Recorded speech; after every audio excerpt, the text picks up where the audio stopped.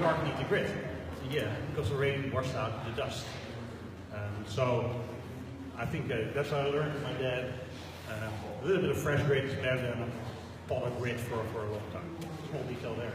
Just an example of things I learned around here. I didn't manage birds myself between 1978 and 2010. I did have several birds, but in other people's loft, which is a challenge to manage by itself. And then in 2010, I actually convinced my wife and my neighbors, which was a big struggle too, to put a loft in the backyard. My neighbors had a vote on it. I had a 19-6 vote, which is no recount needed there. But they voted to allow my loft. With the one restriction, I could not fly birds around the house. So I only could breed, which is fine with me. So in 2010 I started breeding in my loft, and so I'm now 8 years in, and that's according to the plan. You know, I said 5 to 6 years I needed to be in a top, which actually worked out. So how does my loft look like? Well, that's it. It's a small loft. I have 17 nest boxes in there. There's 2 sections, one on the left, 11 boxes on the left, 6 boxes on the right. And a little hallway in the middle where all my paperwork and my food storage is and stuff, things like that. But that's what it is. So I get a lot of questions of people say, can you help me? Right? I want to get better. Can you help me? And the first question I ask back to them is about the loft, really. Is your loft dry? Key essential there. Is it vermin free? No mice, no rats. You have to make an effort to keep them out. Don't let them into your loft or on your feet. You have aviaries. How's your sunlight in the loft? The birds need to get sunlight. And how's your ventilation? And ventilation, I always say you need to have like a chimney effect. Air needs to go in and go through the loft and out. No draft. No draft. So on the side, you see the window on the side. In the first years, I had them open for extra ventilation, I assume, but I felt a draft, so I closed them. I don't have them open anymore. So for me, all the air comes in the front and goes out on the top. The ridge is on the top, or the fence on the other side. You see, I also have some hawk defense systems in place, because even though my lofts are not open, no access to it, they fly in head first into the wire. Oh man, they must have some headaches there if they do that. Fly. So as you can see, I hung up a little net with very loose ties. So if a hawk hangs in there, the net comes down with the hawk, and they hate that. The net, they hate that. So they stopped doing it. Actually, they don't hang on my aviaries anymore. So it's a very neat trick. Just some netting and loose ties, and they won't. I mean, they're still sitting on the loft and actually they're sitting on top of the owl, believe it or not, right on top of it. So that doesn't work. But the netting works, keeps them away from the aviaries. So one way to test. Just to double check on your numbers, you said 17 to 34 birds, extra birds, like birds,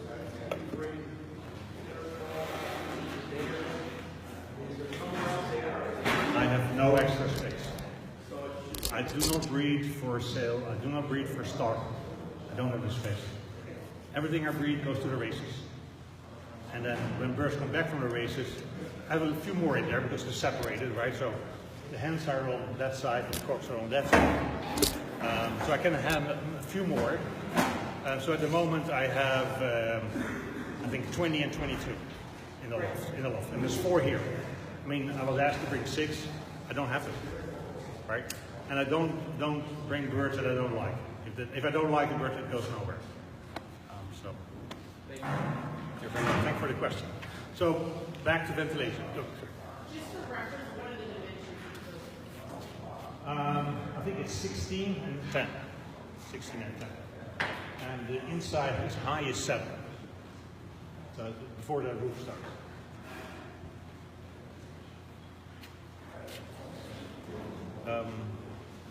So ventilation, one way to test ventilation is this. See this? Isn't that great? The ventilation works. So for me, that's confirmation. No. It's not snow. Does somebody know what I'm doing here? Liar. Smoke bomb. Smoke bomb.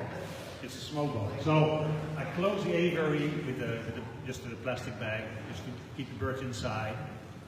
And there's a smoke bomb from Cowdice, and Proven Outfit has one in the US, which you light and it smokes for about 20 minutes, and you leave them sit in there. Leave the birds in there, sit in there, and it takes care of all parasites in the loft and on the birds.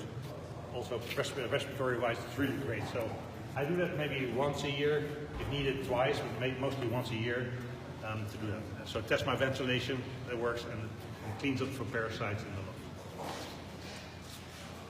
So when people talk about, so I've talked to people about the setup, so you know a little bit more of them. And the next question is then, okay, what is your plan? What do you want to do?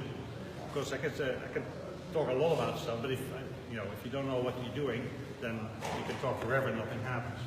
So I really say, what do you want to do with your birds? What's the plan? For myself, my plan is just really one line.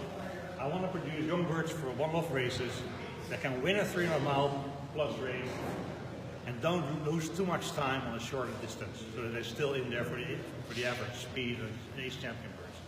But my focus is really on the 300 plus mile races. And you don't see here anything about sales, you don't see anything really from a stock or things like that. It's really focused on it. That's my plan. So, breeding is an art. 3 P's. It's pedigree, preparation, and performance. So, what's the plan? What you're trying to achieve? And write it down. In general, if you write down what your plan is, just by writing it down, it's more likely it will happen. It sounds very funny, but it's not only in pigeon racing, but it's in life or financial goals or whatever you want to do. If you write down the actual plan, it's more likely that it will happen. For myself, it's easy because I remember what the plan is, and I refer, if I see a bird or I see a new vitamin or whatever, I can ask myself, does that help me to achieve my plan? And if it doesn't, then it's a distraction from what I'm trying to achieve. All right, how about pedigrees? Everybody looks at pedigrees. Some people buy pedigrees, some people like to fly pedigrees. Well, pedigrees don't fly, but they have a lot of information on it. A lot of people criticize by looking at the pedigree, but I think it has a lot of information on it. What I look for in a pedigree, I look for a family of birds that has performed well. So it's not just the one bird. How do the brothers and sisters do? How do the uncles do? How do the parents do? How do the grandparents do? If I see a pedigree where the parents haven't flown, that's a flag right there. Parents didn't have any performance flag. Okay. If the grandparents haven't flown, I don't even look at it anymore. If none of the grandparents haven't flown, and the children haven't, and the parents haven't flown, I'm not interested. Whatever big names are behind it, I'm not interested. Again, for me, I'm not saying it's wrong, right or wrong. That's how I look at the pedigree.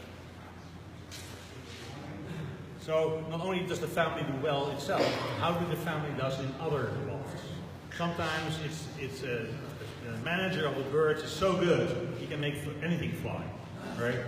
But how do those family birds manage in other lofts? Are they successful there? So it's more related to the family than the actual manager. And then if you start from scratch, which is hard to do because everybody already has birds, if you start from scratch, how do you start? My recommendation would be go to 2 or 3 guys that are doing the races that you want to do. So back to the plan, which races are you interested in to doing? Go to those guys, try to get late hatches on there, cross them, and race them, breed a lot, race them all the way, and select very hard. And the last part is important too. Select very hard. Don't keep birds on that were doing okay, or birds that, I had birds that do well on 100, 200 miles, but didn't show on 300. They're not staying in my loft. I mean, even if they won first place on the 200 on that, because I'm racing for 300 mile birds. And a 300 mile race is different than a 200 mile race. So I don't keep those. And there's a tendency to expect, well, oh, this is a nice one, I need an extra box, right? Or I need to build an extra loft. Many times people say, well, where should your loft going to be? I'm not going to build another loft, at least for now. And the reason is, I cannot see myself getting better, reaching my goal, reaching the plan, by putting extra loft in there. It creates more work for me, but will I get better? I don't think so. I don't think so. And I'm a little bit lazy guy, so I don't really want to do more work. So it creates more work, it doesn't make me better. And the other hard part of selecting hard is I'm trying to refresh my breeders about a third every year. Now I only have a set of 17 pair, so that's 34 birds. So 8, 9, sometimes 10 need to go every year, which is very, very hard. In particular, if you had birds that are sitting in your loft 4 or 5 years, giving good birds every year, and then at one point, sorry, there's a younger one that's better. So they have to go. It's very hard to eliminate a bird that's been there for a long time. Sometimes it's time to go. Here, primarily for you, this refreshing is from within your own family. No. Outside birds? I always look for better birds. I told you a little bit what I'm looking for if I look for other birds. I look a little bit for somehow related to my family, but I also bring in completely different blood, just in case, but I need to match. I try, maybe 1 or 2 I try, and then if it doesn't work, then it doesn't work. If it works, then yes. All right, so that's some of the P's. The other P is preparation. The number one key factor for success, by far, is health. And not just keeping them healthy, it's superb health. They need to be super healthy, your breeders, I'm talking about. Because your breeders will give your youngsters a head start going out to the futurities or to the one-off races. A healthy B quality bird will beat any A quality bird that is not healthy. Health, health, health. If you take one thing away from today, is try to bring your birds to superb health. Now what do I mean with superb health? It's hard to quantify. I assume my birds are healthy throughout the year, but at some point I can see them shining up. You get more shine, you get more lively, more giving more attention than another healthy bird. And I look back this year. I made some notes this year on which birds it perked up during the breeding, and actually it turned out that those superb healthy birds are this year my best breeders. It's almost black and white when I compare the notes from the past. So superb health for your breeders early in the year will give you success in the fall with the races. I just said that. So in general, you say I observe my birds a lot, particularly for health. I look a lot for the character in the loft, for alertness, for smartness, intelligence. Those are factors I select on. Because if you think about it, the birds is away. You cannot control them anymore. So they have to do it by themselves. They have to be smarter than the other birds, that other people say. You have to have a smart family. And I'll show you some examples on what you can look for. So a little bit about stuff in the loft, right? So talk about grit, one of my favorite ingredients in the loft. So you can see a lot of pots. Anybody want to guess what's all in there? This is in year round. Drugs. Drugs?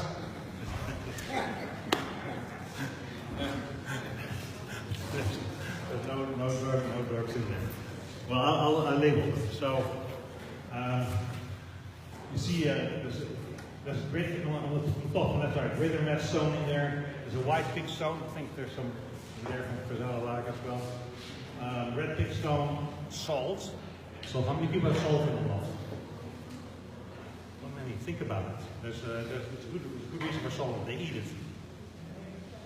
I think the Britain we have has got salt in it. Yeah. Most of it. Yeah. That's great. But I don't know if there's enough or shouldn't have enough. Or... I just put a little, just a little bit. I get one of these bottles, right? I do a whole year with that. So a little bit of salt in there. Do you have a problem picking up, well, here would have some problem picking up moisture. Yeah. So if you You want, can almost dump it every day. yeah, but I just break it up with my finger a little bit. Oh. They'll eat it. Vitaminerol, the pink stuff. You may know that. And then in the on the front, I mix that every other day. I put a little bit of Giovanni in there, which is on the table over there. The regular red Dipstone Verzalager Optimal Start, which is a little bit of the yellow stuff in there, and all in one also from Verzalager. I like Verzalager. Nope.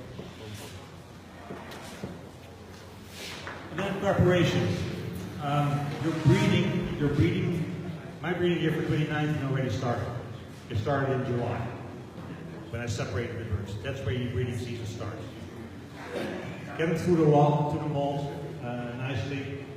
As I said, I started Independence Day, and reduce stress in the loft. Because molding is a very stressful event.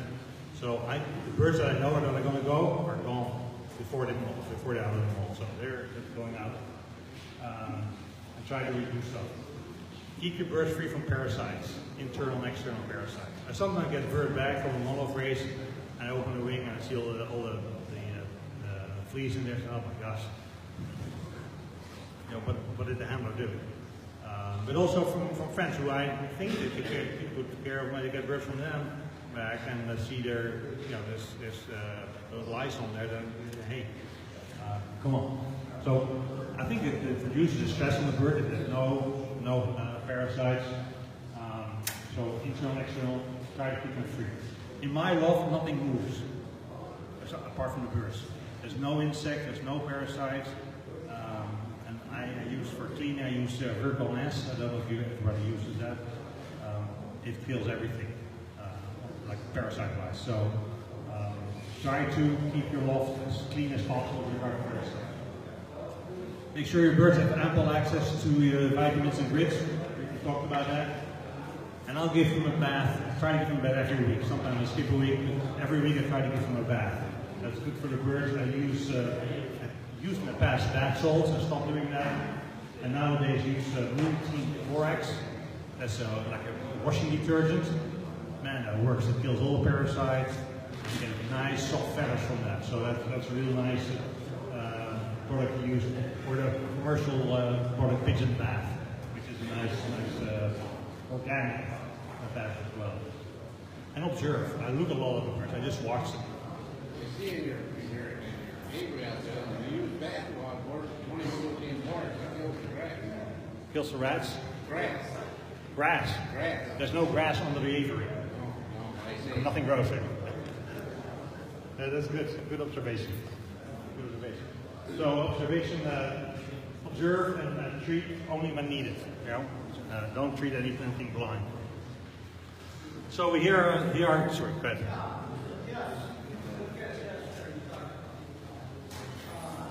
It depends what I see. What am I suspecting? I have almost a diagnosis, almost ready before I test. So is it respiratory? Is it something intestinal or whatever? If I see something, then I'll test. But I rarely test. Sending it in. Yeah. I don't know the address off the top of my head, but I can tell you. So here are 3 hands addressed, and there's a little audience question. See what you observe. With the 3 hands here.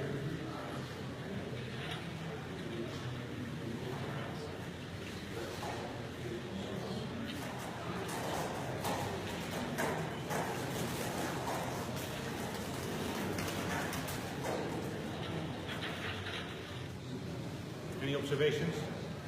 Look all good to you?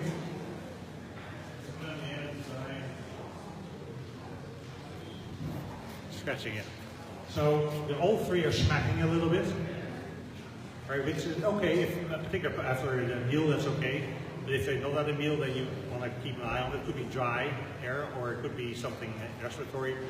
But smacking plus the other one scratching their head, so keep an eye on the respiratory. There's nothing going on right now here, but you're right.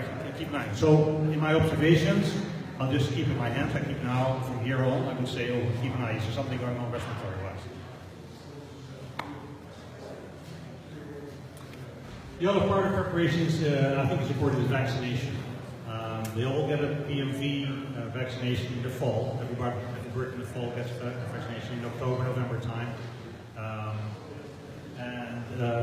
Also the youngsters, when I put them on the floor, I give them a PMV shot together with a Coxy-worm tablet, and I put them on the floor.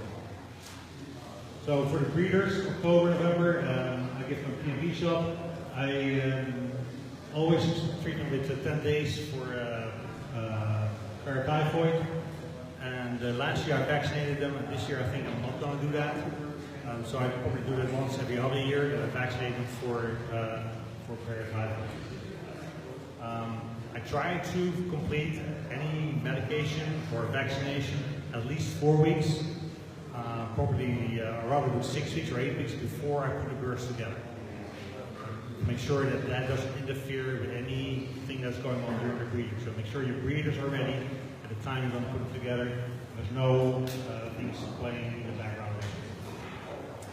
It also means that you have to get any new birds in the loft early on. Right, so I probably won't add any more birds from now on. In fact, everything is vaccinated in my loft right now. So any new birds, I probably have to wait till next year to park them somewhere else. Okay. And then countdown, right? So as I said, I'm currently ready. Well, mentally I'm always ready, but for breeding, I pick a date. I already picked my date for putting the pairs together, which is the 25th of December. Why did I pick the 25th of December? Well, anybody want to guess? It's 3 days after full moon. I'm one of these crazy guys that believes in the full moon theory. When your youngsters hatch, the first day of full moon or 6 days thereafter, that they are smarter in orientation. Want to get that? All right. That's what I do. So if it works, if it's true or not, it doesn't care. It matter. It helps me pick a date, right? And if it helps, it's great. If it doesn't help, nothing lost. So. 25th. So what I do is maybe I turn on the lights and I use daylight lamps for that, between 7 and 10 on the timer, from about 2 weeks before until into spring. So they have daylights in the loft.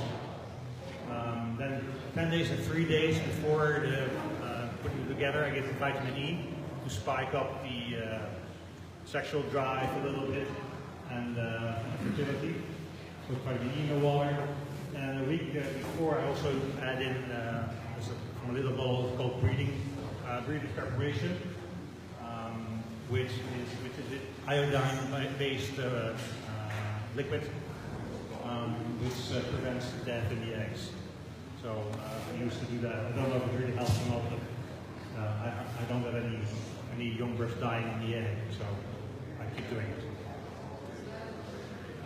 So in 2017, I did not pre-mate. Other years I used to, a couple of days before, I put them together for 2 or 3 hours, see how they were going. But this year, my hands were so ready that I said I don't need to do that. And how can I tell that my hands are ready? Well, the hands are separated here. Still, it's a week before I put them together.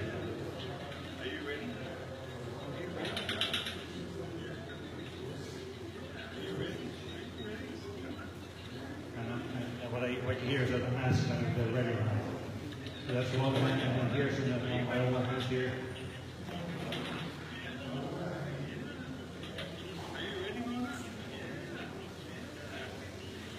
I think they're ready, right?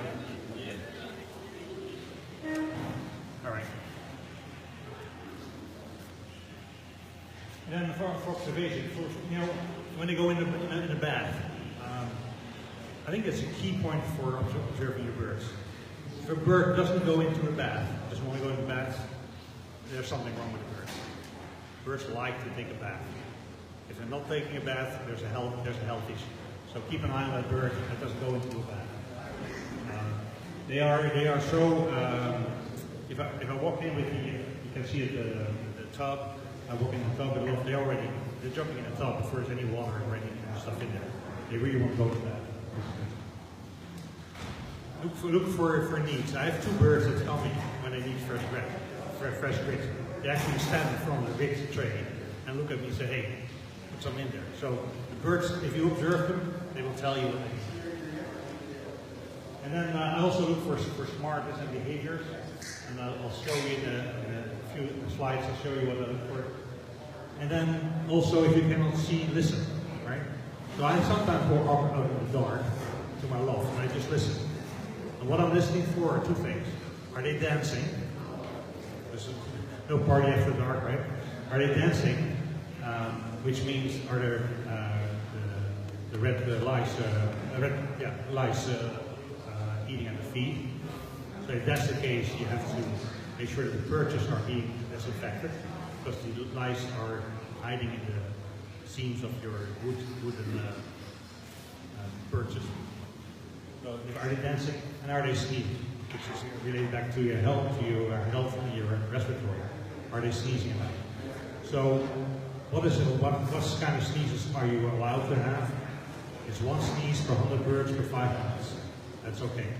If you send there 5 minutes or more than 1 sneeze, yeah, you may want to look for something respiratory.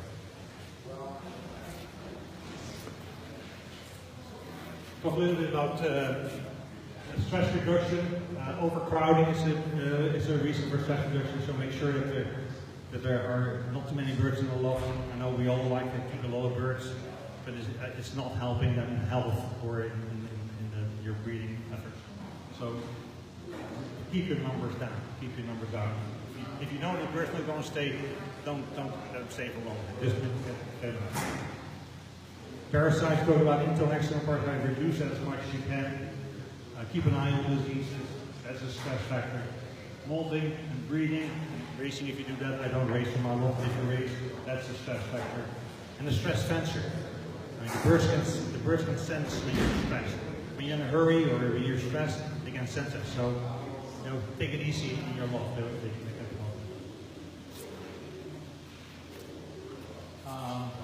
and so ample space, ample vitamins, supplements. You can reduce the stress during breeding by giving a new bowl every round.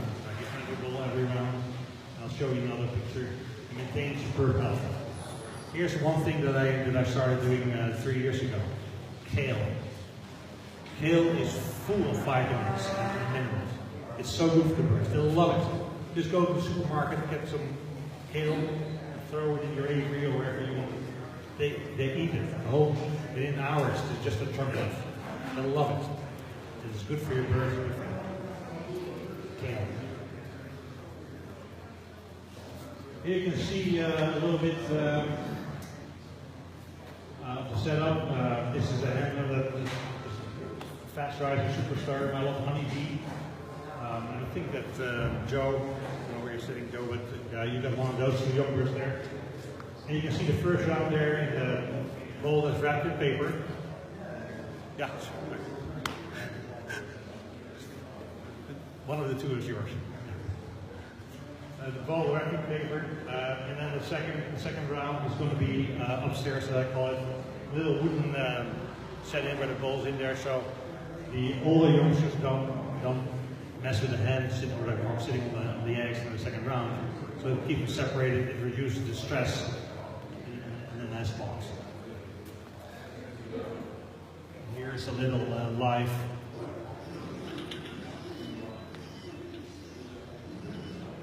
The blue hen is Tulsa. She's the dam to, I think, number 18 to Sigma. So that's the dam to Sigma. She bred the 300-mile win every year. You can see the youngsters on the bottom left. You see the parents can play around, a little romance upstairs, and reduce the stress in the breeding loft. You pick out special pairs to breed, switch eggs. I don't. Every pair breeds their own eggs. I don't switch eggs. No. Rarely. Sometimes, but rarely you switch eggs. I like the natural system. I picked that up when I grew up with my dad and the Dutch guys over there. Just let them go. Nature, let them nature. How come you use pads instead of paper? I like paper because it keeps it clean. You know, I wash the bowls every round or every year with Vercon S again, the disinfectant. But you take off the paper and the bowl's clean. Makes it easier on the dishwashing. And you know I'm lazy, so. Alright, so immunity from the start. We briefly talked about it. Parents with superb health will give you your best young birds in racing. No doubt to me about that. So how do you keep them? There are some ample vitamins and supplements. When the youngsters go to the floor, they're about 21, 25 days old. I give them coccyworm tablet and vaccination for PMV. And when they're on the floor, they get fed by all the other parents. So their immunity gets a little challenge, small challenge, but a little challenge, and they build up more and more when they grow up. So you can see that the balls are on the floor, have a little plateau there to make it easier to walk on the grid, the wooden floor. But they don't like it. There's full feed available all the time, so they can eat as much as they want. The water is right there, so they can walk out of the bowl and enjoy to drink as well. So it's really easy to get them going while they're building up their immunity system. And I check them out when they're about 6, 7 weeks old, and I don't look at the age actually. I look at can they go to the first purchase. If they can go to the first purchase, it's time for them to go. Which I think is a great time because if they go in another loft, they don't just sit on the floor. They are able to go to the perch and not sit in the dirt wherever loft they get into. Because you never know how clean a loft is where they end up. So with this, I noticed that I have very few, if at all, losses in entering in the racing. So when you see a loft in an entry, there's 10% die because of carotene or any sickness goes through. I have rarely hit the birds that die or get lost there because I think I give them a head start with immunity. All right, so that's all good. Oh, sorry.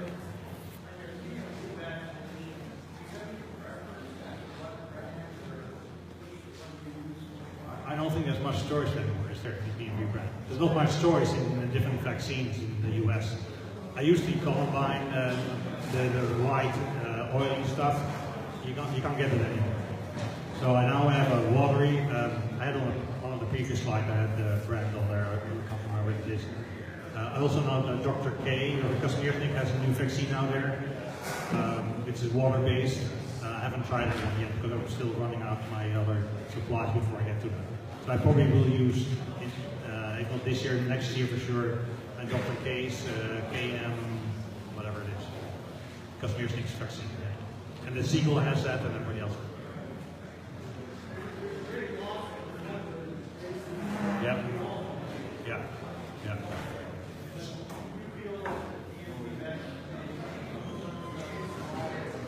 PMV vaccination after 21, 24 days is, I think, is essential. It's essential, right? And I don't give them a boost before they go, because most lofts that I send them to give a boost on arrival, or give a shot on arrival, so that's their boost. If I know that they're not doing that, I'll give them a second shot before they go. Oh yeah, you want the boost. Yeah. The most one-off races give them a shot upon arrival, right? Which is great because that, for me, that's the boost. That's not a vaccination for that bird. It's the boost for my bird. Right, so that's a little bit about how we're going. Now, the other thing is about decision making, right? So how do you need information to make decisions? Which means, unfortunately, you have to keep records, right? So for me, I use a spreadsheet. I use Excel spreadsheet because you can sort stuff around that. So this is for every year. This is my band, so this is the color, what I think is a cocker hen, and I tell you, what do I know? And I try to give them points, one through 5. 5 is a superb bird, 1 is a cull, right? So 3.5 is all right. 5, if I have a 5, that's great. 4.5 is pretty good. So I rate them. I make a note if there's something special that I think about. You know, you see a long cast or 12 low wings, or what we say about 4 medium large, deep and no bag. But I send out everything. Everything I breed goes out to the races. Because I had a bird at 2.5 in the first place. I had a bird coming back this year that I gave a 3.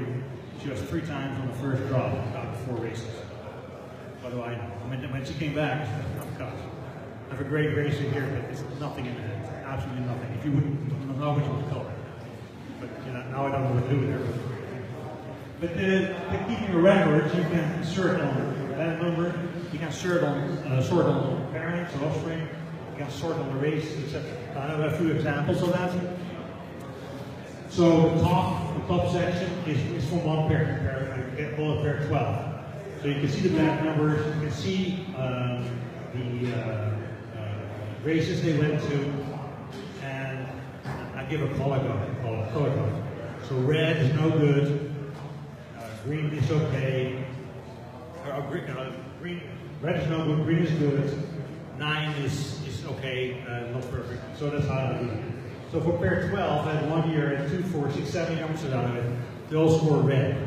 Well, you can tell that pair is not there anymore. Right? As a pair is gone. The pair below, Bonaparte and Princess Leia, they had 2, 4, 6 youngsters, 3 greens, 2 reds that were lost, and one orange. That's pretty good. That's pretty good. I was pretty happy with that. So those are still. So but it gives me a visual on how to make selection, right? It's easier to say, no, the reds have to go, and the more green you have, the more likely the parents are a mistake. And I also keep track of the races. So you have here, this is a Plymouth this year. You can see I sent 8 birds. You can see normally I keep record when the bird's lost or over 50 miles. You can see 50, 70, 85 mile training. And then you see the races in the boxes there. And when the birds are lost and how they ended up in the racing. And when it's in the top 10%, I mark the box yellow. So I know, because I aim for getting in the top 10% of the racing results. You can see where they end up in the racing results. So even here you can see 12:27 on that line. He's now called Spyro. You've seen him on Facebook. If you follow me on Facebook, that's Spyro. Spyro was lost in the training. He was 3 weeks out. He came back on September 3rd, just before the race, and then you see a race track record. Always there, up in the top. But he ended up fifth average speed out of 698 pigeons. So I think that's pretty good.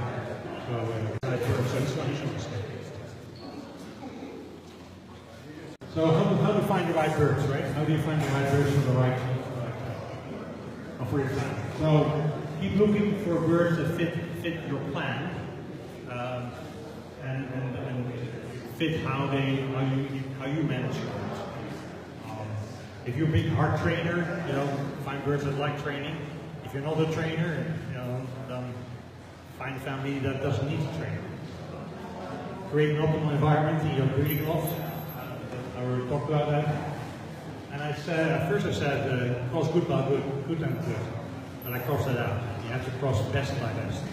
Try to find your number 1 hen or your number 1 cock, and try to see if that's a good mate. Start with the number 1 birds, and then put the pairs together. I cannot emphasize enough.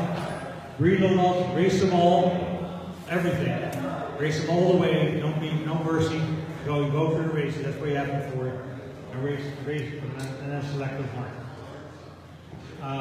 And then we talk about horses for the courses, right?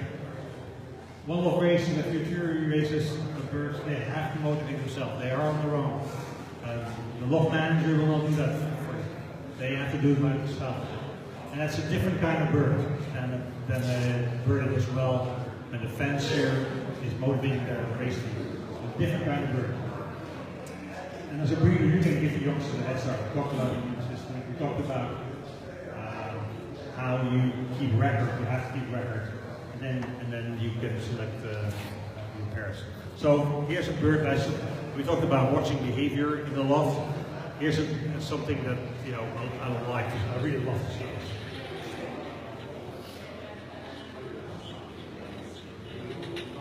And this is just unprovoked for anything. He's just sitting outside, have a good time. That's destiny. If you follow my Pedigrees, that's destiny. It's a feast of fireball. Yeah. So how do I approach breeding? So for years I've been looking for a keyword, right? It's very rare in your life that you find a one wonder bird from a breeding bird. And if you do find a really top breeding bird, stop and build a family around it. It's important to build a family because it increases the chances for success. I switch up my pairs every year. And I kept doing that for many years. And then Thomas Baldwin from Johnson Baldwin talked to me a couple of years ago, no, you should keep your best pairs together. And I started doing that, and I don't get the same success in the second year. The other thing with keeping your pairs together is you can end up with a lot of the same birds.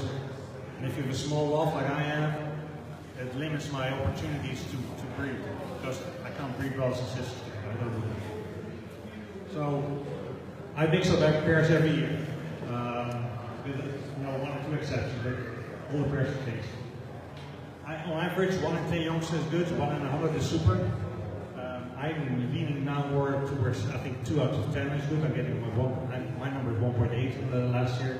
1.8 out of the pairs of youngsters is good. And I do pretzel breeding. That in itself is a whole seminar. But pretzel breeding is well explained on Ken Easley's Loft website. So if you want to read more about it, I refer you to his website. It's great reading. And then keep looking for better birds. Right?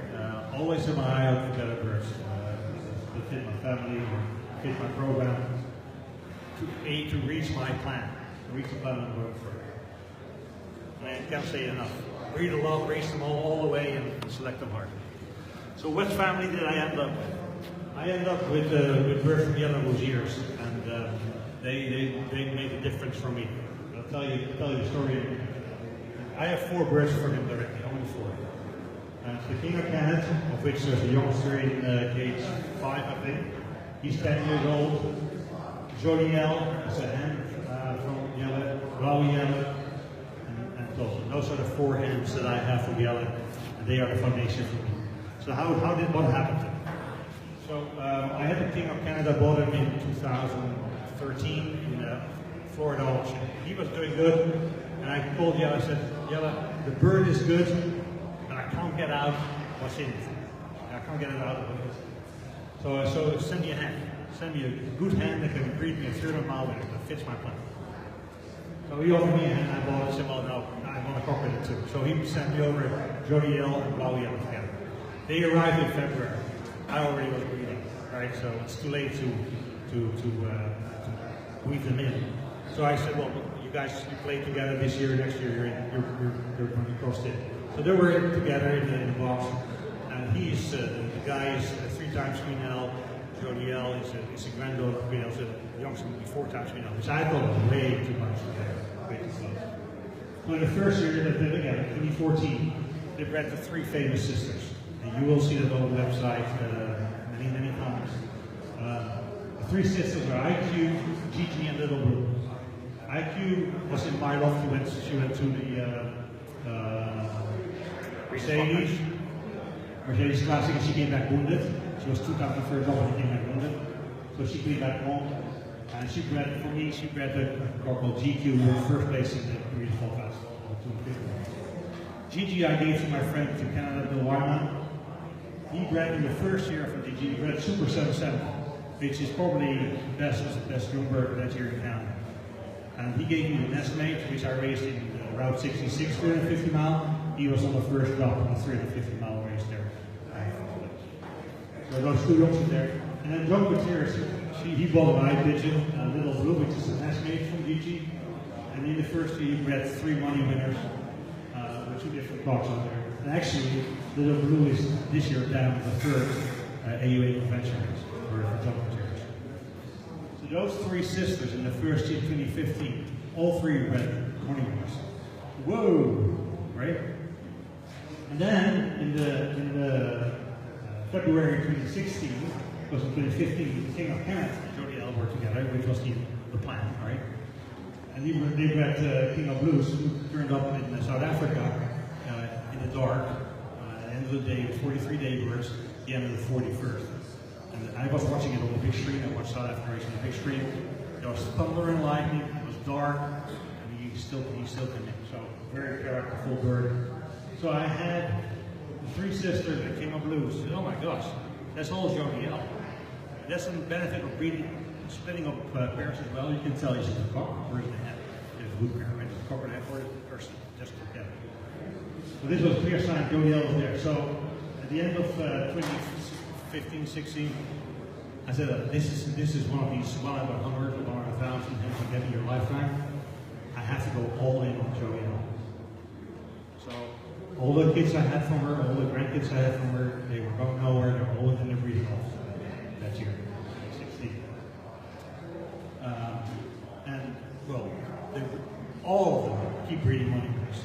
Anything. Last year I had 49 top 10% positions in normal races over 400 miles. 49. 47 are related to Jody L. It's unbelievable. 47 out of the 49. And then, now I've an hen. How do you build a family around that, right? So I've been making some line breeding, retro breeding, if you will, which really is, basically it is crossing out, back in, out, back in, out, back in. So you're bringing fresh, so you're not getting too close, but you're keeping the family genes in there. So here you see an example. This year's Mystery Man. He was actually bred by Paul Anderson. I gave him 1583 on top, and he bought the hen. He bought that from me. So you can see that Jody L's in on both sides, but with different partners, right? And then on the grandfather's side is something completely different. Good stuff, but something completely different.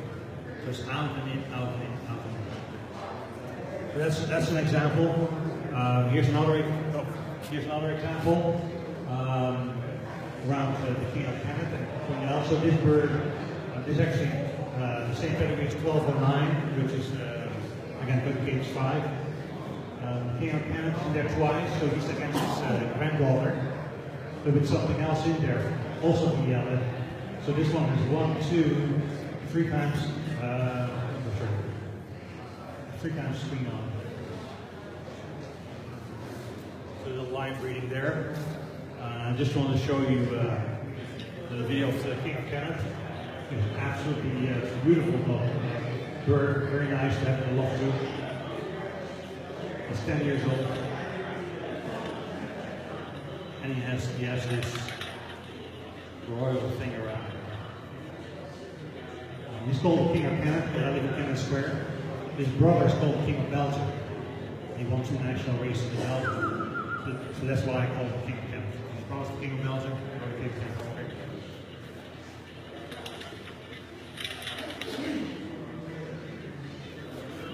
Can't tell, it's one of my favorites there.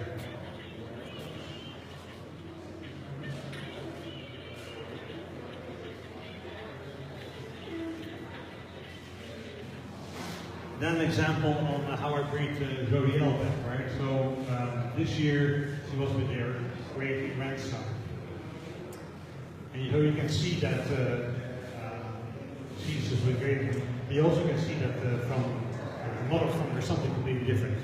It's a horse from real that I had to loan because I was suddenly out of hands. So I loaned it from my chemist, not English, but chemist. And that's a great cross. I've seen it in other pairs too. Some of the horses, wheel crosses have been those years work for me really well. So again, this isn't a question. This is another one out, right? So Leopold 3 has 5 times Queen L in his pedigree. Against horses wheel, something completely different. Back to Jody L, right? So next year, youngsters from that pair are going out.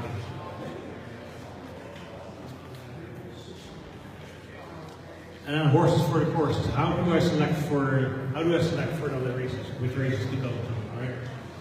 So I always think which races am I personal well on. That's an important factor to say, well, if I've done well in the past, I'll probably do well again. Is that so? So for example, the first example you see Sigma, which is here herself in page 18. She was on the first drop in the blue bucket race, 17. And then the half sister first, third this year on the first drop. So clearly, this family was well in blue buckets. Right, so you could go back and this down in the blue bucket. Other example is the Plymouth race. In 2017, Carmen as well from Charlemagne and Tulsa on the first drop. And this year, Spyro, which is from Charlemagne and Fireball as well. So that stuff as well in the Plymouth race. So next year, from Charlemagne or from Fireball or from Tulsa, and go back to the Plymouth race and keep doing well in that race. That's one of the factors. Just wanted to show you a little video of Charlemagne. Also one of my favorites. And what I like in this video is that he's doing his stuff. He's keeping an eye on what's going on around him, right? Nothing escaping. I like to see that in there so they can keep awareness of what's going on around them.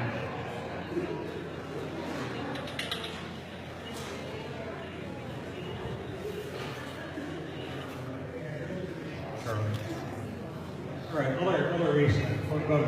So what conditions do birds come back from a race? Sometimes they get birds back. Oh my God, how can they ever complete the race as they did? So the question is to me, how do handlers manage the birds? I always like a good party too, so it's a reason for going to the end, the final race, start the party, barbecue. I went to the Algarve races this year for the first time. Man, that was a party. 4,000 people from all over Europe drinking and enjoying the sun and bringing the birds home. 4,000, can you imagine that? That was a big party. So I'm going back to the Algarve races.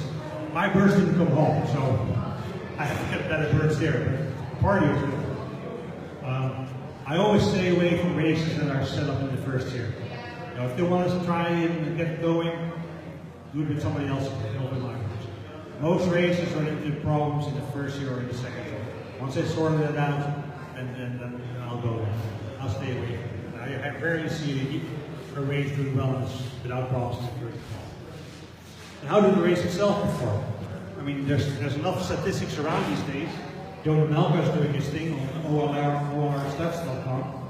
Every other week or so we update that, so you can tell how races are doing. This is all the spreadsheets I just show for as an example. You can see the races are right, and you can see them entered on the first race, percentage of that, this is the first race. There's all kinds of statistics around, so that's a good source of information. I myself write an article every year in the Racing Pigeon Digest in the Breeders edition in April. I do an overview of all our races over 300 miles. And I include this kind of information. So on the left you see the speed of the final race. Now, if you really like fast races, I'm going to Miami. Personally, I don't like fast races, but if you really want to, the first two there were second day races, so they have a meter. And if you want to say, I want to have a 12 or a 1300 yard race, you can pick which races with that speed.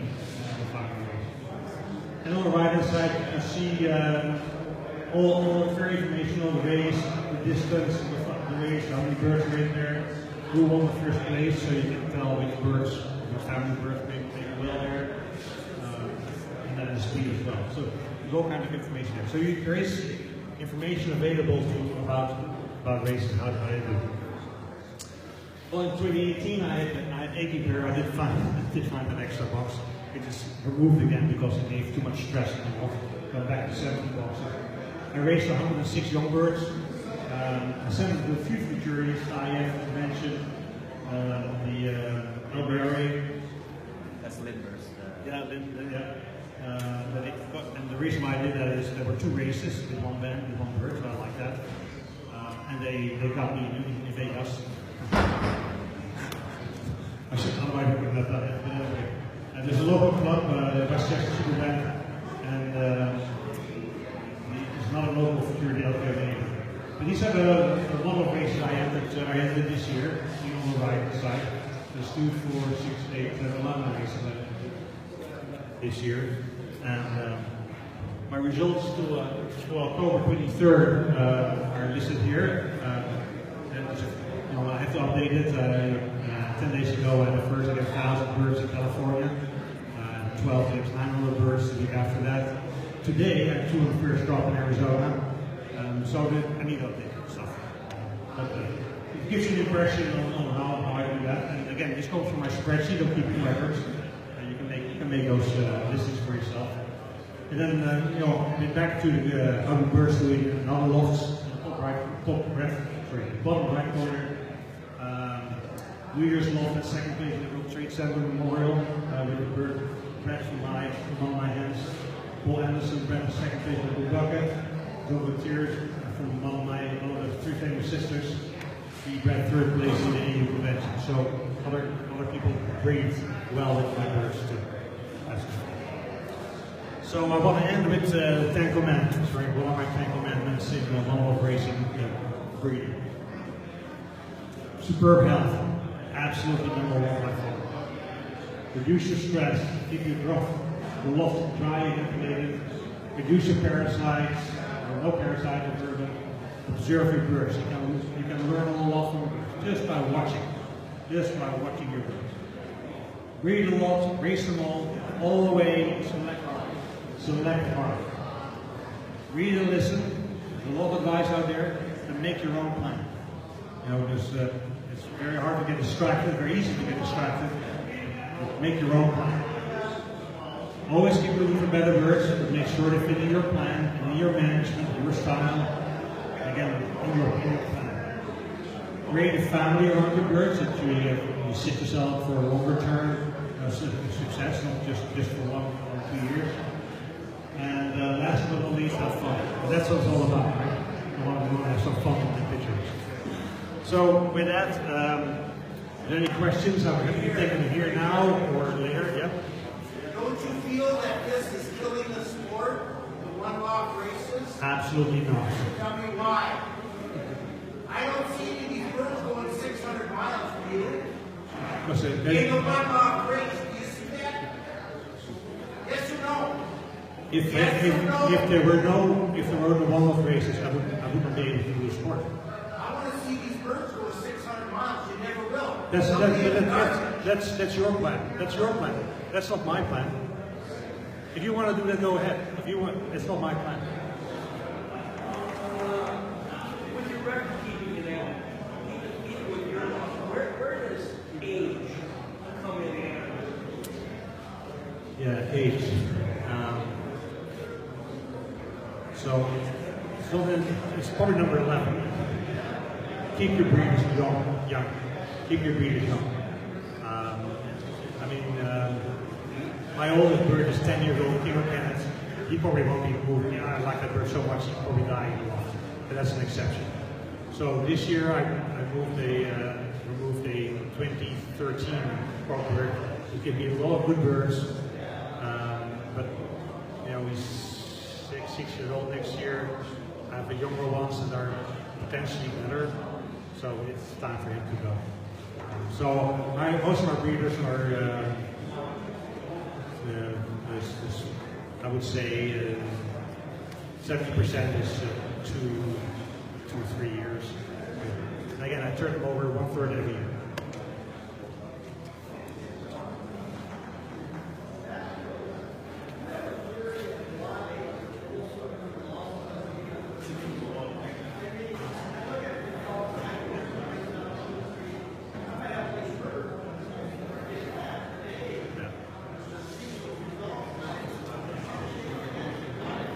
So why are so many birds being lost?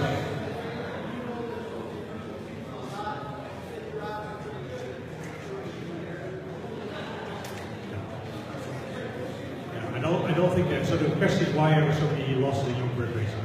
I don't think there's one answer to that. There's several reasons, I think. And so one is health. There's also new viruses popping up, right? And so that may be a problem. More for club races than for loft races, I think.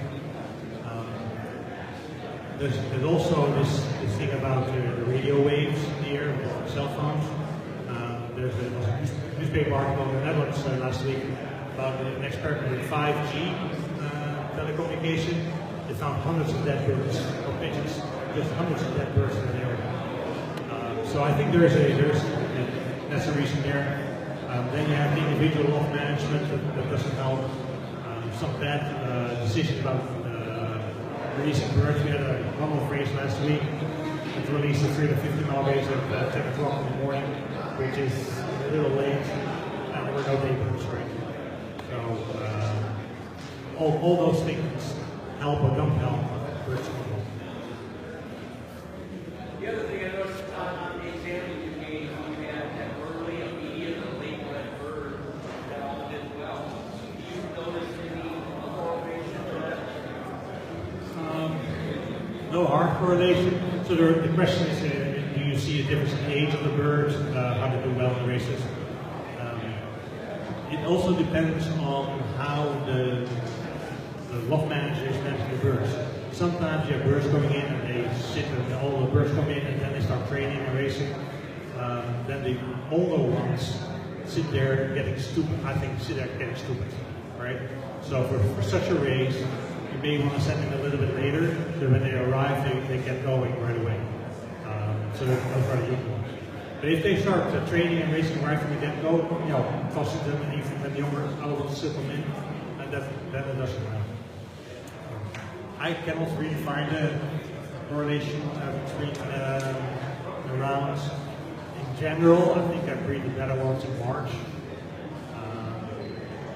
I don't know why I still do winter breeding. I guess just to fill up the races, but the best ones are never. Actually, the best ones I breed are born on the full moon, regardless of the winter period.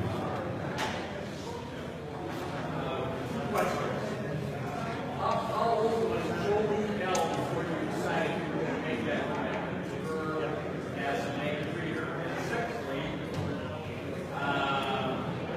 you have a number in your head where you say at some point I'm just going to retire her because she can't be good birds when she's 7.5 to 8 or 9 or 10 or something like that.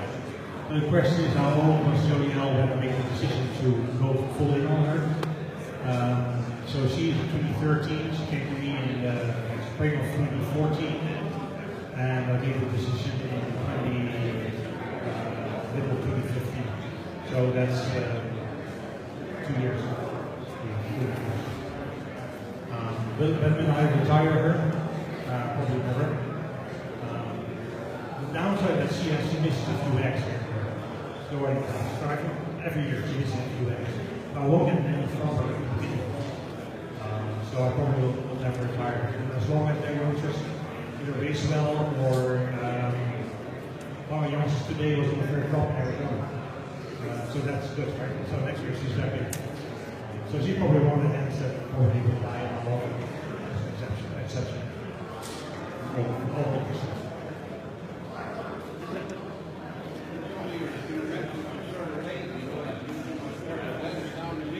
Sorry? You're too lazy.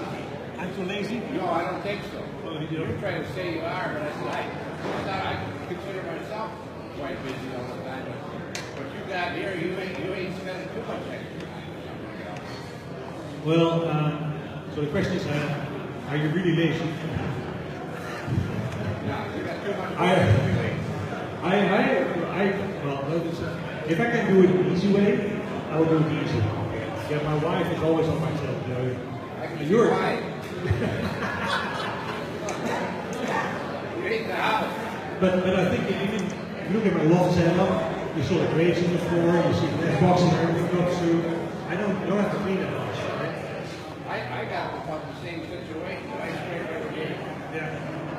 I scrape it for the glass. So I clean out all the grades maybe 3 times a year. And if a few person has scraped them every other day or so.